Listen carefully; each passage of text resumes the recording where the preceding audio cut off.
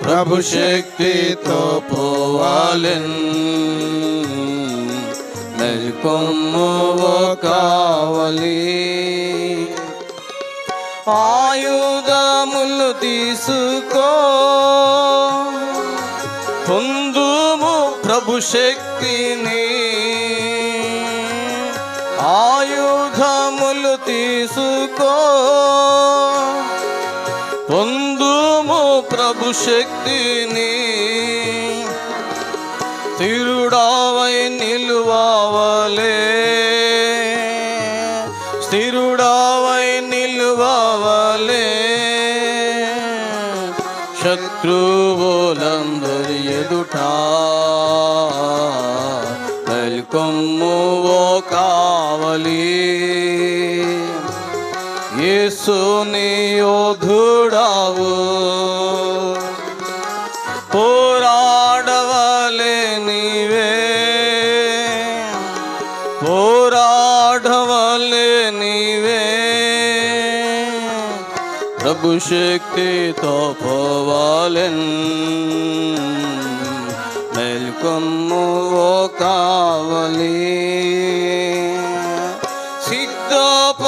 సిద్ధపడుమిప్పుడే ఆయుధము పట్టుకో సిద్ధపడుమిప్పుడే ఆయుధము పట్టుకో ఆత్మీయ యుద్ధం నీది ఆత్మీయ యుద్ధం నీది భయపడకెవ్వరికి మెల్కొమ్మువో కావలి యేసుని యోధుడావు పోరాడవలే నీవే పోరాడవలే నీవే ప్రభు శక్తితో పోవాలెన్ మెల్కొమ్మువో కావలి సత్యము నీ నడికట్టు తొలగు అబద్ధము నుండి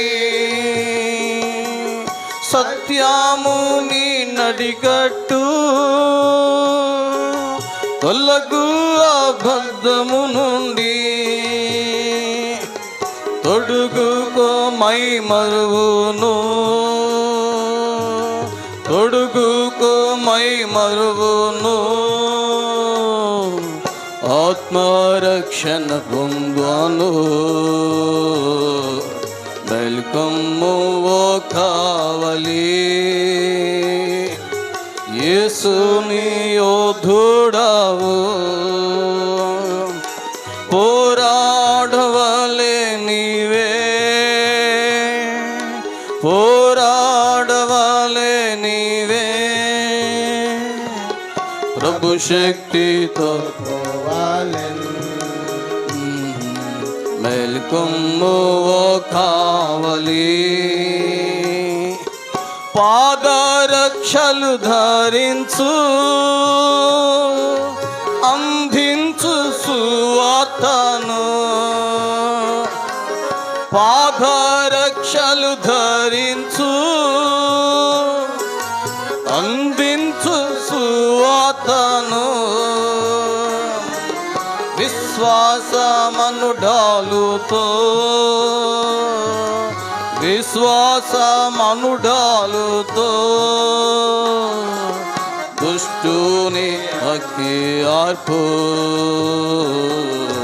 మెల్కొమ్మువో కావలి యేసుని యోధుడావు పోరాడవలే నీవే పోరాడవలే నీవే ప్రభు శక్తితో పోవాలెన్ మెల్కొమ్మువో కావలి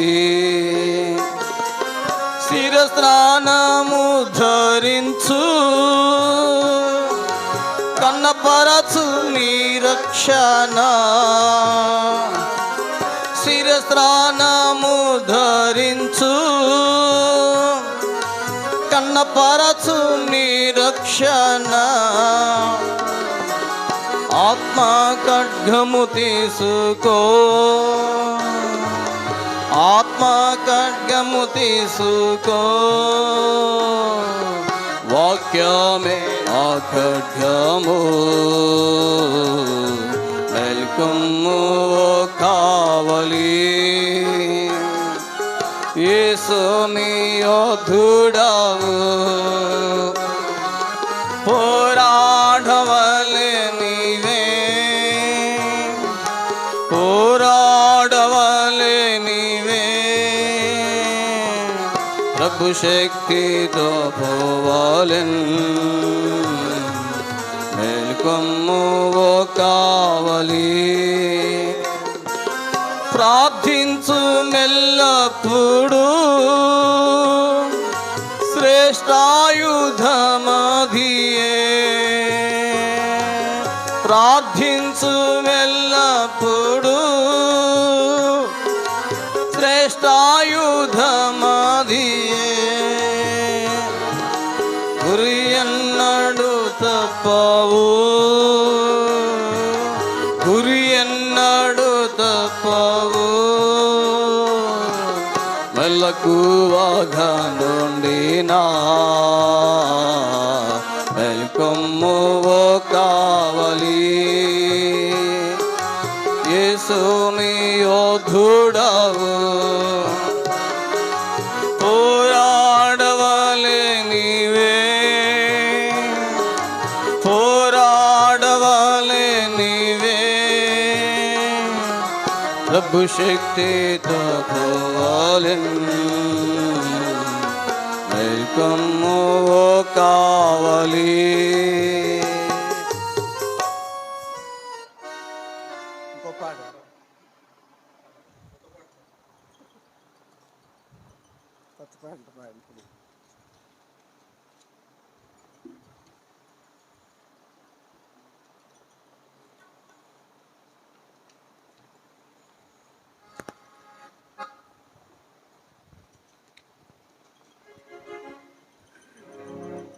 ఉదయకాలం ఈ ప్రతులు ఇచ్చారు, కొత్త పాట.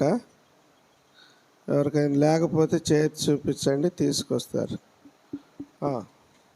ఇగో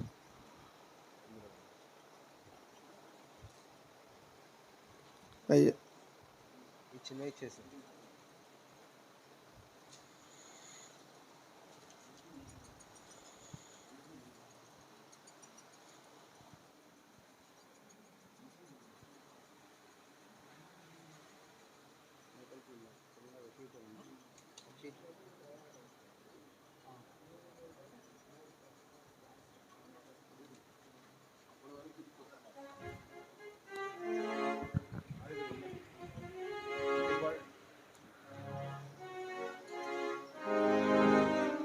స్టార్ట్. ఇదిగో నేను వచ్చుచున్నానని, ఇదిగో నేను వచ్చుచున్నానని, రాకడ గురుతులు జరుగుచుండగా, రాకడ గురుతులు జరుగుచుండగా సిద్ధపడుమని ప్రభువ నేను, సిద్ధపడుమని ప్రభువ నేను, ఇదిగో నేను వచ్చుచున్నానని, ఇదిగో నేను వచ్చుచున్నానని. ఇశ్రాయేలీయులు తిరిగి వచ్చిరి, చదరిన వారు సమకూర్చబడిరి. ఇశ్రాయేలీయులు తిరిగి వచ్చిరై, చెదరిన వారు సమకూర్చబడిరి.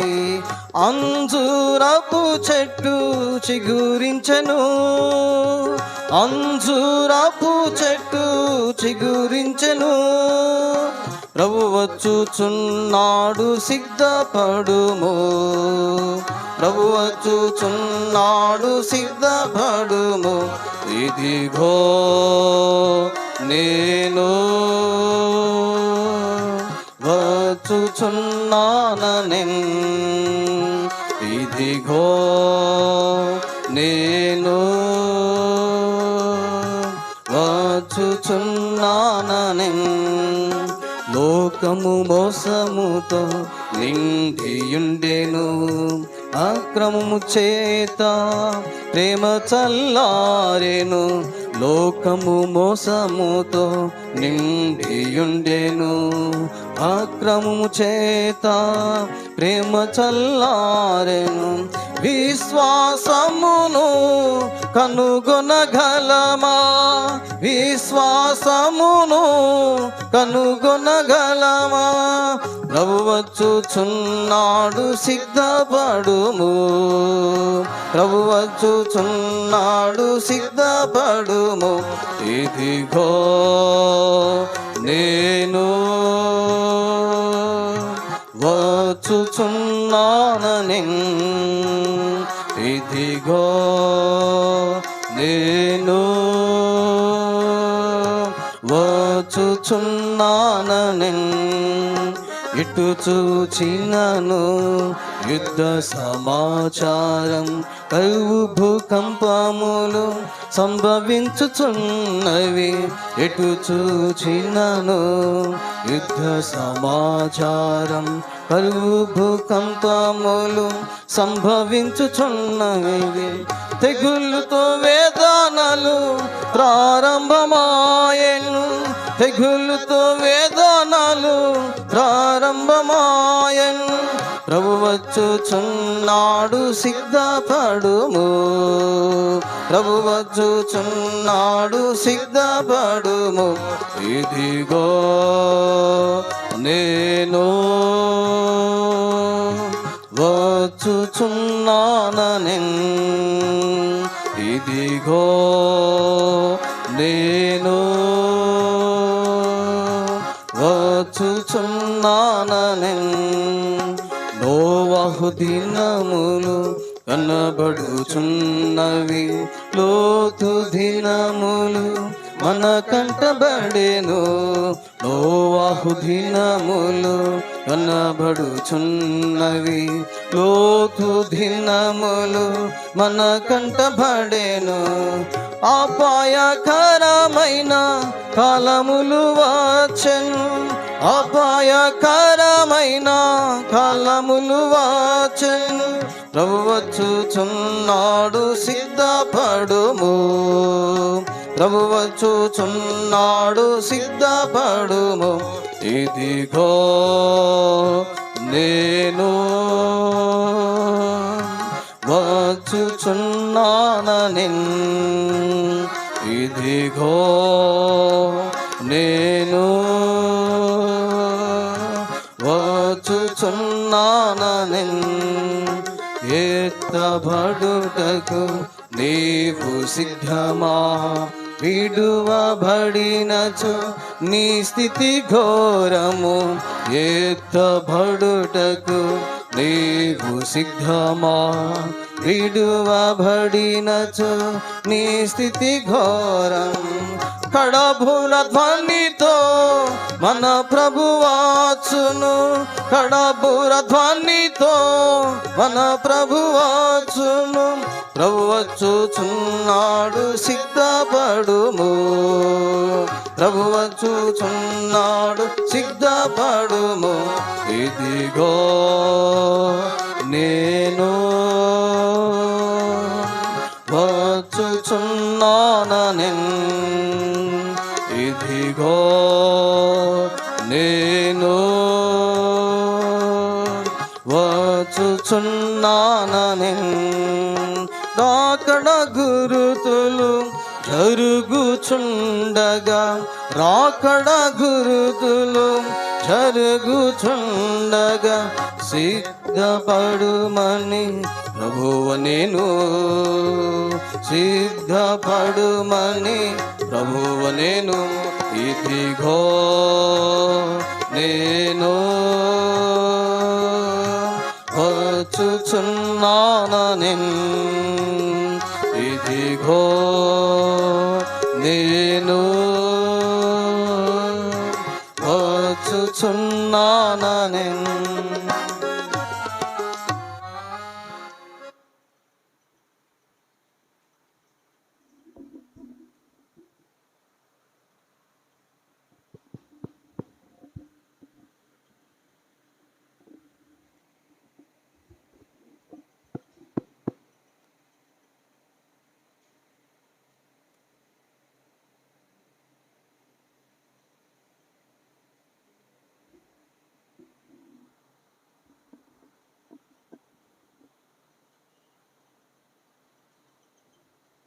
ప్రార్థన చేస్తాం. ప్రేమ కలిగిన మా పరలోకపు తండ్రి, ఉదయకాలము నుండి మీ దాసులుగా మీ సన్నిధిలో ఈ విధంగా ప్రార్థించుటకు ఇచ్చిన దినమును బట్టి వందనాలు.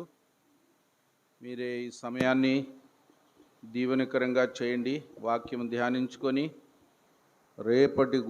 రేపటి నుండి మొదలయ్యబోయే పరిశుద్ధ కూటాల కొరకు ప్రత్యేకంగా ప్రార్థించుటకు మీరే ప్రతి ఒక్కరికి భారం, పరిశుద్ధాత్మ నడిపింపు దయచేయము.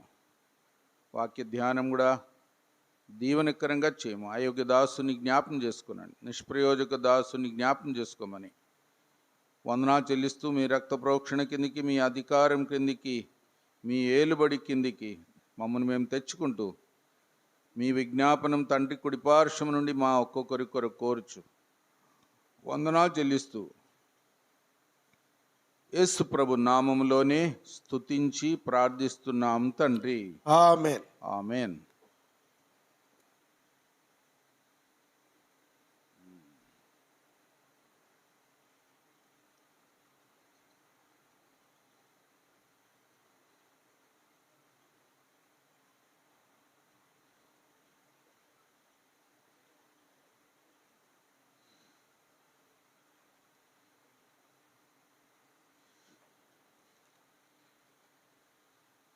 పేతురు గురించి కొన్ని తలంపులు మనం కలిగి ఉండాలని ఆశపడుతున్నాం. అపోస్తులైన పేతురు ఏ విధంగా ప్రభు చేత సంధించబడ్డాడు, సిద్ధపరచబడ్డాడు అనేది మనకు ఒక మాదిరి.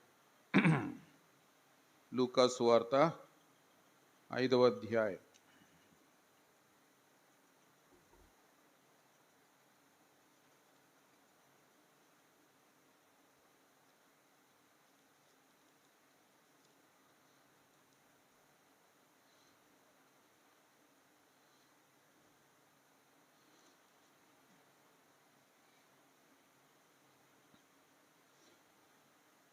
లూకా సువార్త 5వ అధ్యాయం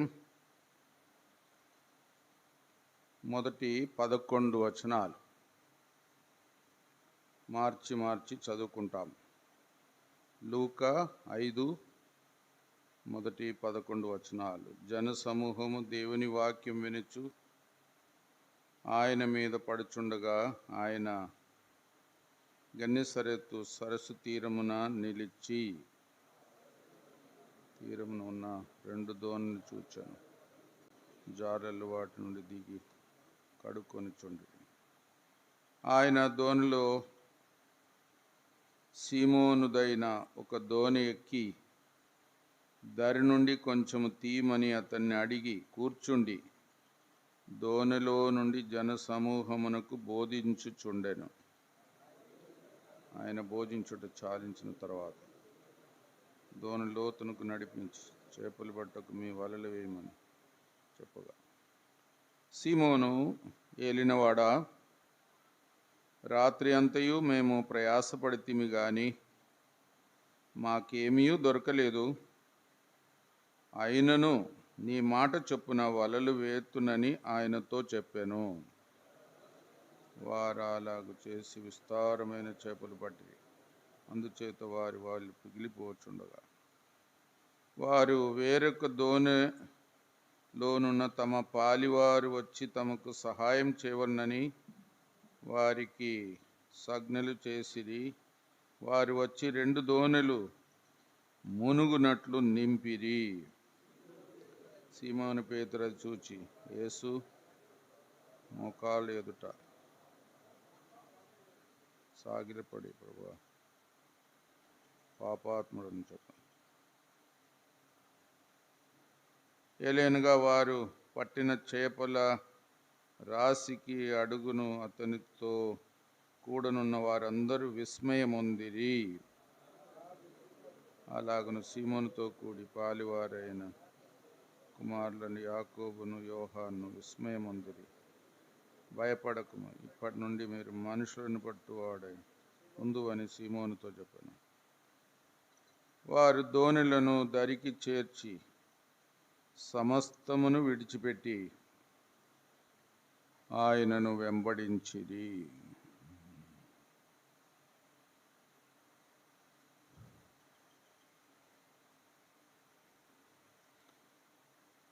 ప్రభు పేతురు యొక్క దోణెను వాడుకోవడానికి మొదటిగా ఇష్టపడినట్టు చూస్తున్నాం. పేతురు దోణెను వాడుకోవడానికి ప్రభు ఏర్పాటు కలిగి ఉన్నాడు. సృష్టికర్త అయిన దేవుడు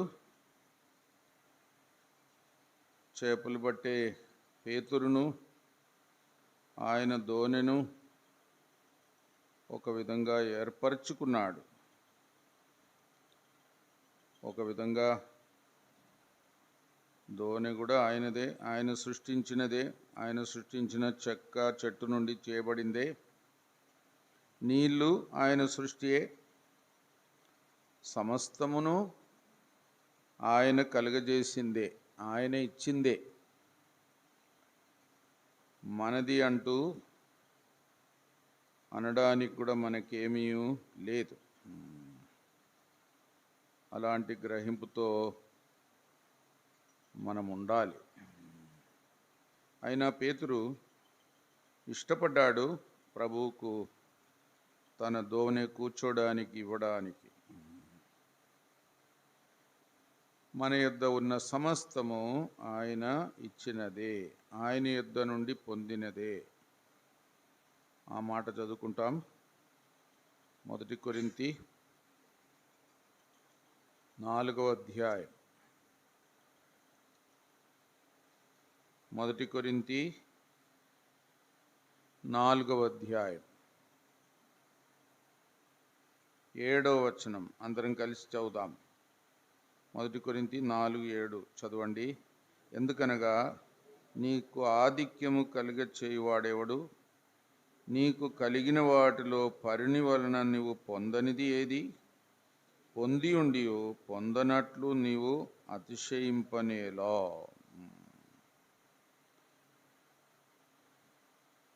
పరిని వలన నువ్వు పొందనిది ఏది? పొంది ఉండి పొందనట్లు నువ్వు అతిశయింపనేలా. పౌలపోస్తులని యొక్క గ్రహింపు కొరింథీలకు తేటపరుస్తున్నాడు. మనకున్నదంతా చివరికి మన ప్రాణము కూడా దేవుడిచ్చిందే. సృష్టికర్త ప్రభువు నుండి పొందనిది మన దగ్గర ఏమీ లేదు. ప్రభువు నుండి పొందిన తర్వాత నేను పొందలేదు అన్నట్టు, నాది అన్నట్టు ఎవరు అతిశయపడకూడదు. మనదేమీ లేదు, మనమేమి సృష్టించలేదు, మనం ఎక్కడి నుండి ఏది తెచ్చుకోలేదు, దేవుని యొద్ద నుండి కాకుండా. ఆ గ్రహింపుతో మనం ఉంటే మనం ఎంతో ధన్యులం. దేవునికి లేదా ఇతరులకైనా ఏదైనా సమర్పించి కూడా నేను సమర్పించాను అని కూడా అతిశయపడకూడదు. ఇప్పుడు నేను సేవకు సమర్పించుకున్నానని కూడా కొంత గర్వం వస్తుంది మనకు. వా,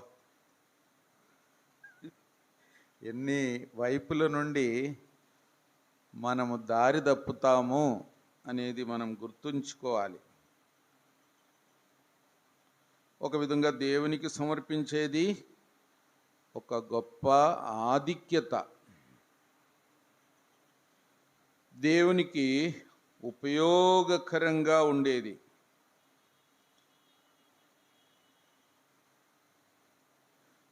అది మనకొక గొప్ప ఆధిక్యత. అలాగ సమర్పించుకోవాలి.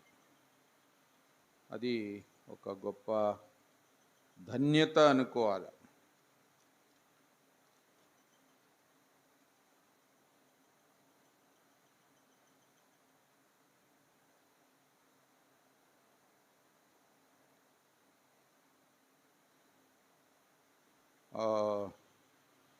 యజమానుడు వాడుకోదగిన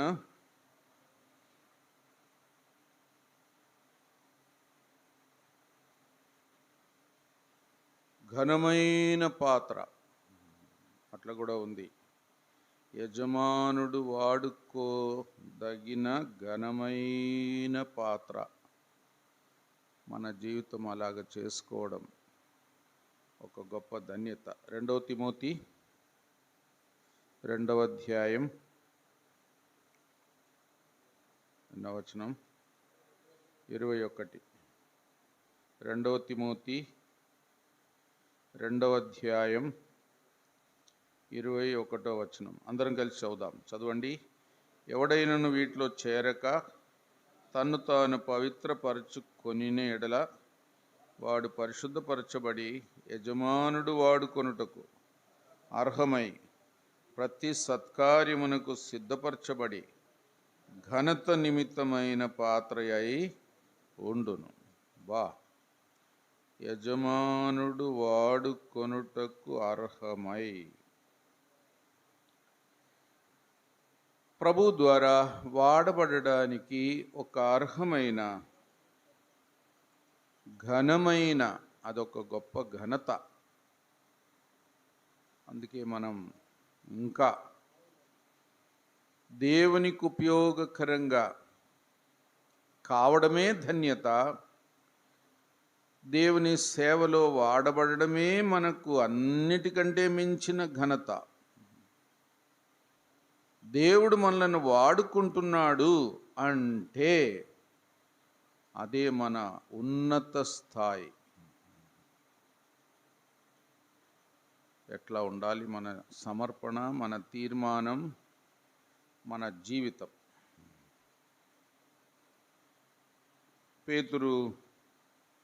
పేతురును ప్రభు సంధించిన వాటి నుండి మనం ఎన్నో సత్యాలు నేర్చుకోవచ్చు.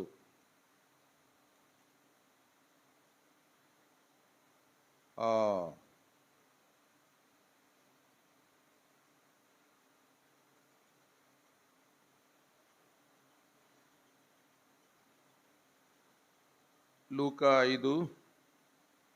5:5 రాత్రి అంతయు మేం ప్రయాసపడితిమి, కానీ మాకేమీ దొరకలేదు. చూడండి, వీళ్ళకు చేపలు పట్టడము బాగా అలవాటు పడిన వారే. ఎన్నో చేపలు ఇంతకు ముందు పట్టారు. చేపలు ఎక్కడుంటాయో, ఎక్కడ వల వేయాలో, ఎప్పుడు వేయాలో అన్నీ బాగా తెలుసుకున్నవారే. కానీ రాత్రి అంతా ప్రయాసపడినా ఒక్క చేప కూడా దొరకలేదు.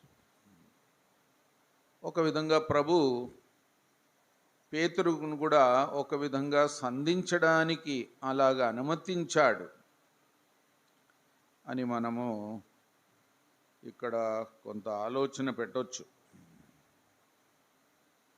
ఒక విధంగా మన జీవితం కూడా ఒకప్పుడు వ్యర్థముగా పోరాడిన వారం, ప్రయాసపడిన వారం.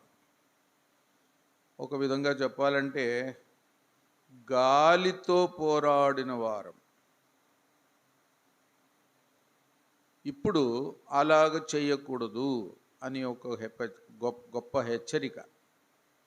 అంటే మనం సొంత బలంతో, సొంత జ్ఞానముతో, మన స్వార్థముతో, సొంత ఆలోచనతో ప్రభువు మీద ఆధారపడకుండా, ప్రభువు సెలవు లేకుండా, ప్రభు చిత్తం కాకుండా ఏ పని అయినా చేస్తే అదంతా కూడా వ్యర్థం.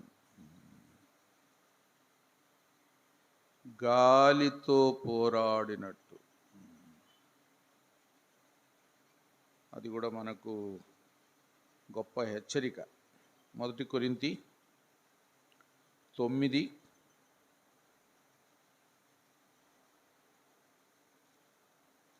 1 కొరింథీ 9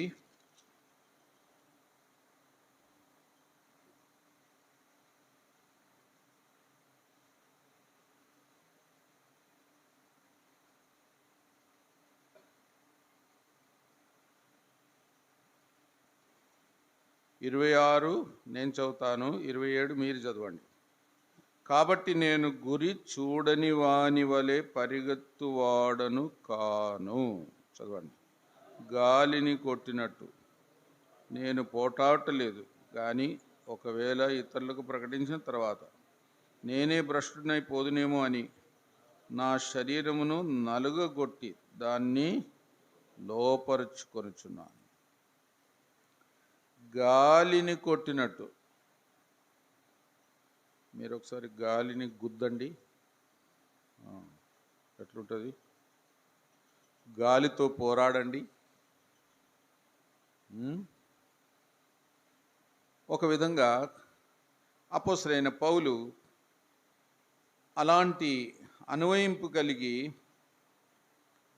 ప్రభు సెలవు లేకుండా, ప్రభు నడిపింపు లేకుండా, ప్రభు చిత్తం కాకుండా, పరిశుద్ధాత్మ ద్వారా కాకుండా తన సొంత బలముతో, సొంత జ్ఞానముతో, సొంత శరీర బలముతో లోకం కొరకు, స్వార్థం కొరకు, లోక ఆశలు నెరవేర్చుకోవడానికి, ఇంకేదైనా సొంత మెప్పు కొరకు ఏదైనా చేస్తే అది గాలితో పోరాడినట్టు, వ్యర్థమైన ప్రయాసం. దాని విషయమై జాగ్రత్త పడదాం. ఇంకా సొలొమోను చెప్పిన మాట మనకందరికి గుర్తే. సూర్యుని కింద మనుషుల ప్రయాసం అంతా వ్యర్థం. వ్యర్థం ఒకటే కాదు, ఇంకో మాట కూడా అంటాడు, గాలితో పోరాడినట్టు ఆయాసం. ఒక విధంగా మన సొంత ప్రయత్నాలు, సొంత ప్రయాసాలు, సొంత లాభము ఈ లోకములో ఏమైనా సరే, ఎంత సంపాదించినా దాని ద్వారా మనకు చివరికి మిగిలేది దుఃఖమే, ఆయాసం. ఒకవేళ భయమే, నిరాశనే. చివరికి అది పోగొట్టుకుంటాం కూడా. అసలు మన జీవితమే అర్థం చేసుకోవడం కష్టం. ఈ ప్రయాసాన్ని అర్థం చేసుకుంటే కూడా మనకు మేలే. అందుకే మనం గాలితో పోరాడేవారుగా ఉండకూడదు. వ్యర్థమైన దాని కొరకు పోరాడకూడదు. మన ప్రయాసం ప్రభువునందు వ్యర్థం కాదు. ప్రభువునందు. పొద్దున కూడా మనం జ్ఞాపం చేసుకున్నాము. మొదట ఆయన రాజ్యమును, ఆయన నీతిని వెదకుడి, అప్పుడు అవన్నీ మీకు అనుగ్రహింపబడును. అదనంగా ఎంతైనా మన ప్రయాసం ఎలాగుండాలి, దేని కొరకు ఉండాలి, ఏ కారణమును బట్టి ఉండాలి, ఏ ఉద్దేశంతో ఉండాలి, ఏ జ్ఞానంతో ఉండాలి, ఏ బలంతో ఉండాలి, ఎలాంటి గురితో ఉండాలి అనేది మనం జాగ్రత్త పడదాం. ఒకప్పుడు లోకంలో రక్షణ లేనప్పుడు వ్యర్థమైన ప్రయాసములోనే ఉంటిమి. ఇప్పుడు అలా కాకూడదు. అది మనకు ఒక గొప్ప జ్ఞానం. లూకా సువార్త 5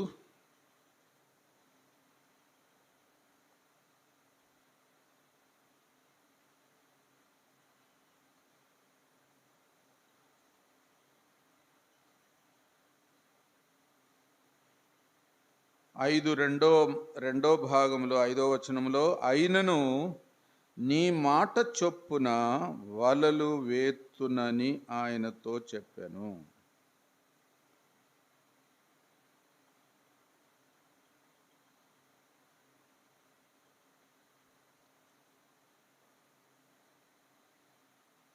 ఒక విధంగా ప్రభు ఇచ్చిన ఆజ్ఞ, ప్రభు చెప్పిన మాట, ప్రభు ఇచ్చిన సలహా చొప్పున నేను వలలు వేస్తాను అని పేతురు తీర్మానం చేసుకున్నాడు. ప్రభు ఆజ్ఞ వెనకాల ఎంత గొప్ప అధికారం ఉంటుంది, ఎంత గొప్ప సఫలత ఉంటుంది అంటే మనమే ఊహించవచ్చు. పేతురును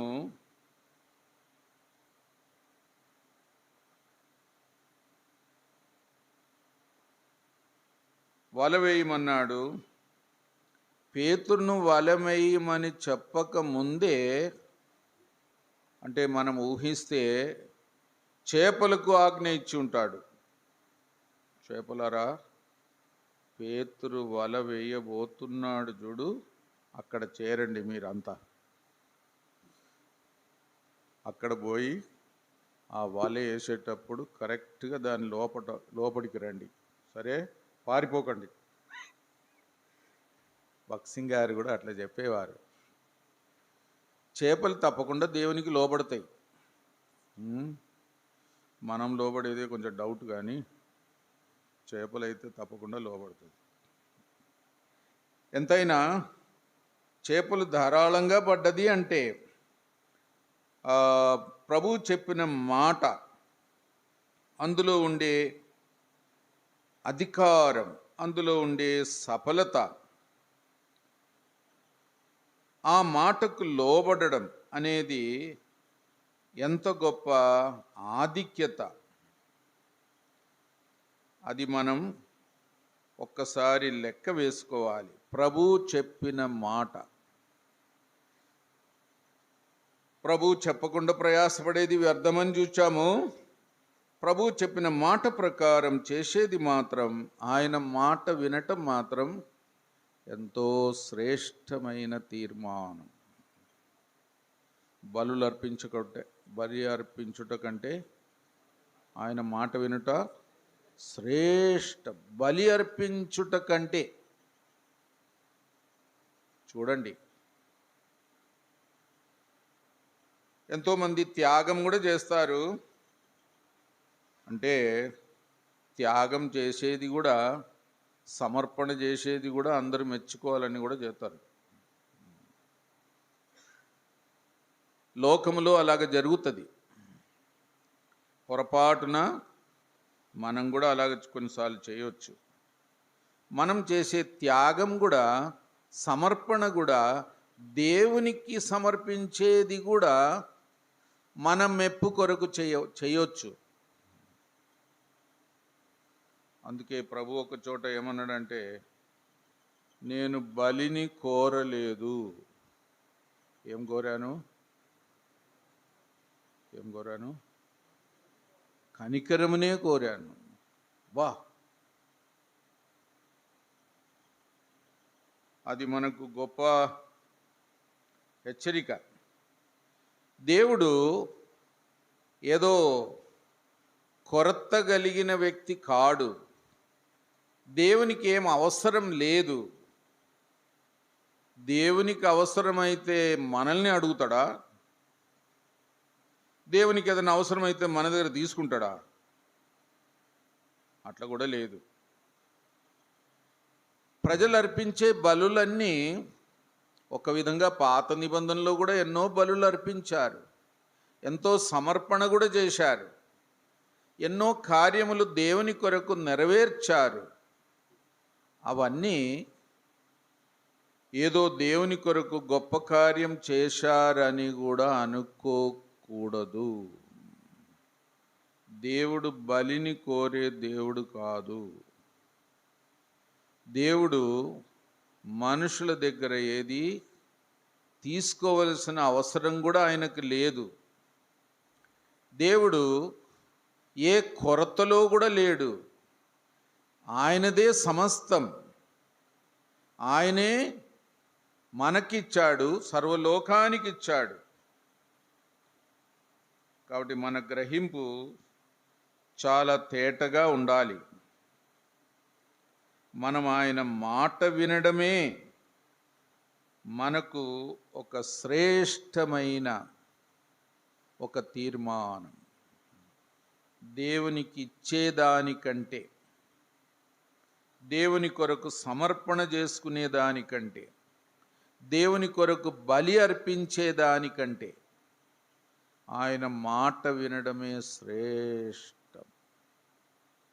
ఆయన మాట వినడం అనేది అదొక గొప్ప తీర్మానం, అదొక శ్రేష్టమైన వైఖరి.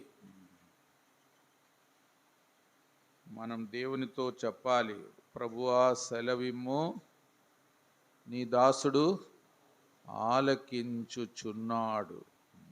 ఏలి అట్లా చెప్పమన్నాడు సమూయేలుతో. సమూయేలు కూడా అట్లా చెప్పాడు. ఒక విధంగా అది మన విధి, అది మన ధన్యత. ప్రభు యొక్క మాట ఏమైనా సరే, ఎప్పుడైనా సరే, ఏ విషయములోనైనా సరే ఆయన మాట వినడానికి మన మనస్సును సిద్ధపరచుకోవడం, మన హృదయాన్ని సిద్ధపరచుకోవడం, అదే మనకు శ్రేష్టమైన ఒక సమర్పణ తీర్మానం. అలాగుందుముగాక. లూకా సువార్త 5లో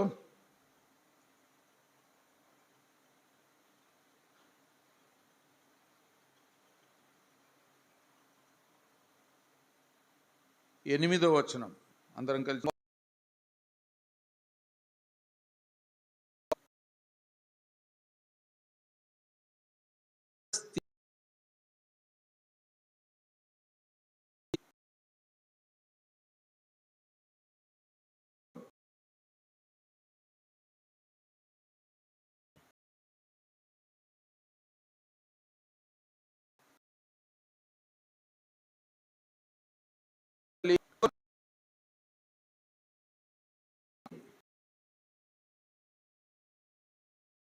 ఏం దాగి ఉండిందో